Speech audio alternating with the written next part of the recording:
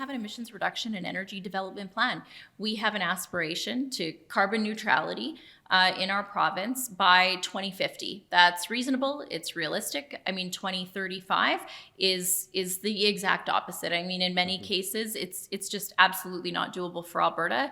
It relies on technology that doesn't yet exist. It relies on infrastructure that the federal government has not yet funded. Yeah. And so, we're not going to accept what the federal government is putting forward now, period.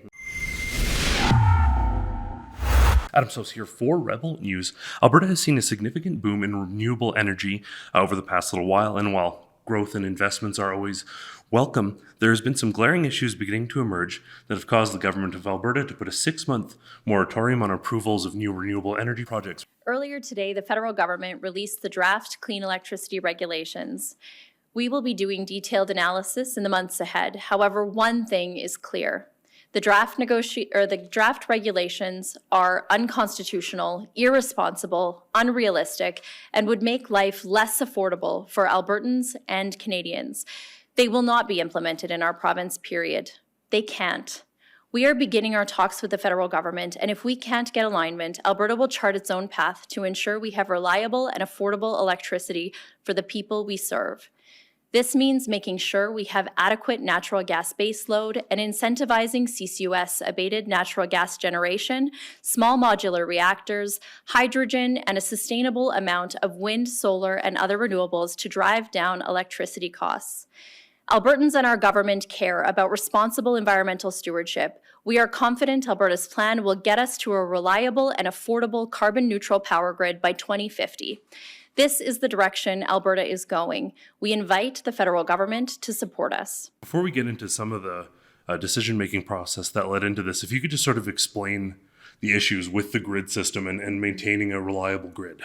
Yeah, absolutely. And I think Minister Neudorf is probably the best person to answer most of those questions. But essentially, we do have to make sure that we have a grid that is reliable, right? Albertans expect that in the middle of winter, when the wind isn't blowing, the sun isn't shining, that they still can access power. They can still flip on the switch in their home and have power. I mean, you have young kids, I have young kids. What I think of is a parent in the middle of the night expecting to be able to have power, not having increased power costs and then having to ration power or risk things like rolling brownouts, which we've seen in other places around the world. I don't think that that's what Albertans are looking for right now, especially at a time when cost of living and inflation are two of the top concerns that we hear. So we had to look at that. Now, also, in my previous role, when I was Minister of Municipal Affairs, one of the most common things I heard at the last 2 rural municipality conventions were, look, we've got to have a plan for liability and reclamation. What happens at end of life for these solar and wind, for this infrastructure? And so this was something that we committed to address. And so this didn't come out of out of nowhere. This was something that we were asked to do. Obviously, rural municipalities was a huge supporter of this 6-month pause so that we can take a look at those concerns that have been raised and make sure we're getting it right. So the way I see it, it's a 6-month pause to do the work that needs to be done to ensure investor certainty in the long term. I know some members of your government have been sharing some concerning numbers about sort of when it was extra cloudy, when there was a wind stoppage. We were reliant on that renewable energy, and it came to such a low that we were almost facing brownout levels, as you've mentioned. Couple that, the context of what's happened in the last number of years with what the federal government has now essentially proposed to put in place with their 2035 net zero electricity grid. You know, one of the things in there is essentially allowing those natural gas peaker plants, so they come on and they provide that additional backup when we need it, when the wind isn't blowing and the sun isn't shining. And so saying that they can operate for 18 days a year, I mean, think about the month of January. Think about that alone. And so that's why what the federal government is proposing is just completely unreasonable. It's unrealistic. It's wildly unaffordable. And I think it risks reliability hugely in our system. It really just doesn't take into account what the reality is here in Alberta, but in other provinces too, like Saskatchewan, Nova Scotia, New Brunswick. I believe even Manitoba said, that they have some concerns with where this is headed. And so that's a problem because we're here to represent Albertans. We need to make sure that power remains affordable and that we're not paying exorbitant increases in our power bills and risking reliability. How much of this stems back from not sort of an anti-eco or green energy or renewable energy perspective, but simply, and you mentioned this briefly, sort of laying down the groundwork so we can move forward on these projects responsibly? Yeah, and these are concerns that have been raised. And of course, liability reclamation impacts to biodiversity. So birds, bats, other animals. We need to look at those types of areas too. And this isn't about not supporting renewables. Premier has been very clear for Alberta, it's not an either or discussion. Right. It's all the above. I mean, we are, of course, going to stand up and defend our energy industry. We know we need natural gas baseload, but we want to see renewable investment. We want to see investments in hydrogen. We want to see CCUS. We want to explore small modular reactors. And so the Premier has been very clear. This isn't about, us being either or. We want to see all of the above, but we still have to make sure that affordability and reliability are at the forefront of any decisions we make. You're doing the work now, so we're not facing that. The next government's paying to clean up. Let's say a hailstorm hits a solar array and the project's abandoned. Does this ensure that those situations don't arise? This is just, it's really hard to compare. Obviously, our energy industry has been around for a lot longer time. This major investment in renewables is slightly more new, obviously, drastically more new. And so right now, just seeing that amount of investment that's coming into our province, we do have to address the concerns that have been raised. And so this is our opportunity to do that. I mean, we have an emissions reduction and energy development plan. We have an aspiration to carbon neutrality in our province by 2050. That's reasonable. It's realistic. I mean, 2035 is the exact opposite. I mean, in many cases, it's just absolutely not doable for Alberta. It relies on technology that doesn't yet exist. It relies on infrastructure that the federal government has not yet funded. Yeah. And so, we're not going to accept what the federal government is putting forward now. Period. Well, and probably for a lot of our viewers, they're not particularly concerned about net zero either, to be perfectly honest. But can you maybe speak to the fact that the Premier has presented this in a way of like, we're going to sell carbon capture, we're going to make money, we're going to be investing in generating jobs, generating profits, not we're going to put a hold on everything and make energy unaffordable like the Liberals would suggest? Yeah, I mean, we have to make sure that affordability is maintained. I mean, and when we look at emissions reduction, I mean, we have an opportunity right now, and this is what I said to my federal counterpart, Minister Guilbeault, the first time we met. I said, look, we have an opportunity right now with what's happening worldwide to be leaders, not just in Alberta, not just in Canada, but around the world. If we want to reduce emissions, let's get our energy products out of Canada and displace some of the energy that's being developed in other places with, I would say, less strict environmental standards or human standards, quite frankly.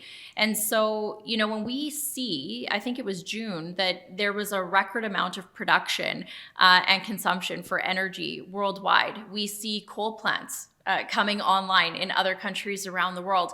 What we've said and what the Premier has said to the Prime Minister and what I shared with my counterpart is, let's work together. Let's be reasonable. Let's show the world what we are doing here in Alberta, and let's not risk jobs and people's livelihoods, entire communities, entire First Nations communities and municipalities. And whether that be through these clean electricity regulations, we also have a federal government that has said that they're going to bring in an emissions cap on oil and gas, which would essentially cap production. I mean, these are things that we just can't accept for Alberta. We just can't. Let's keep energy affordable for Albertans and Canadians. Let's solve some of the global challenges that we're seeing. But unfortunately, we continue to see this federal government choose ideology over common sense again and again and again. Minister Stephen Guilbeault, the federal minister for environment and climate change, that name intentionally inserted there, I think. It's incredibly interesting because he's also in a Chinese government advisory committee that has suggested that for China, 2060 is an equitable net zero goal, but for Alberta, who's outputting responsible resources, has a far better track record on human rights. Clearly, he's trying to implement this 2035 agenda that they can't implement in practice. Why is there this sort of double standard from the government where Alberta industries that are responsible get attacked and China gets a free pass until 2060? I mean, I was surprised to see that last week. And I think, it's obviously concerning to see a federal government picking fights with provinces and then saying, oh, okay, China, it's okay for you to get there by 2060. Mm-hmm. I think that's quite frustrating. And as this clean electricity regulation draft 1 sits, absolutely not. There is no way that we can implement that here in Alberta. For one, cost estimates, $1.7 trillion. It's trillion with a T. Who's going to pay for that? Albertans, Canadians, on their bills, on their taxes. That is not something that we can accept right now. We also can't accept something that would put the reliability of our electricity grid at risk. The NDP in Saskatchewan even pointed out that the clean electricity regulations are absolutely unreasonable. And yet here in Alberta, we continue to see the NDP here, led by Rachel Notley, but a number of their MLAs as well, out there saying, you know what, we accept what Justin Trudeau is putting forward. And so, I think that's a worrisome pattern we've seen about the NDP here in Alberta, when even next door in Saskatchewan, the NDP opposition has said, wait, this is completely unrealistic and not something that they support. The NDP has been on constant attack mode throughout the election, and they continue. I think it's probably fair to say, given her past as well, but Premier Danielle Smith is probably one of the people who's been the most attacked in Alberta politics. It's very interesting to see so many of the people, yourself included, who are involved in a contentious leadership race, being brought into the fold. Would you say that there is indeed, whether it be on issues like human trafficking, addiction, or now this strong stance against net zero, an actual united conservative front within Alberta? I think it's frustrating because even after the election, and we saw, many saying that this was one of the most divisive elections that we've ever seen. And a lot of that really was because of the misinformation being shared by the NDP. It was personal attacks. It was misinformation. We saw it every single day. And then coming out of that election, you still see the NDP choosing division, right? Mm-hmm. Like, we should all care about affordability and reliability of our electricity grid, right? And I think that's the thing that we're seeing when, like I said, even in Saskatchewan, the NDP says, oh, this isn't doable. But here, they would rather oppose than look at things from a common sense perspective. I think the Premier has done an exceptional job of saying, look, this is something we need to address. We need to stand up for Albertans. We need to make sure that we're not seeing skyrocketing costs and not getting reliable power in return. That's a very common sense position. I think that the vast majority of Albertans expect that their bills are not going to increase. 3, 4, 5, 6 times, right? So somebody's got to pay for this. And that they expect to be able to turn on the lights when they need power in their homes and have a grid that's reliable. And, you're exactly right. Human trafficking, there are, what we're seeing in terms of mental health and addiction support, there are a lot of things that our government is taking the lead on, and now we're being recognized from other jurisdictions, whether that be from across Canada or the world. Yet we have an NDP here that will choose division and ideology every time, not unlike the federal Liberals. And so, I think that is frustrating, but we're going to continue to stay focused on, the top of mind issues for everyday Albertans. And, in this case, when it comes to power and electricity, we're going to make sure that affordability and reliability are the top issues that drive our decisions on that front. Wonderful. Well, Minister Schulz, I want to thank you so much for your time. Really appreciate it. And for everyone at home, I want to thank you so much for tuning in. For Rebel News, I'm Adam Sos. Globalists are pushing an unneeded transition away from fossil fuels and towards renewable energies that will destroy industries here in Alberta. If you are opposed to this aggressive government-led transition, sign our petition at nogreenreset.com.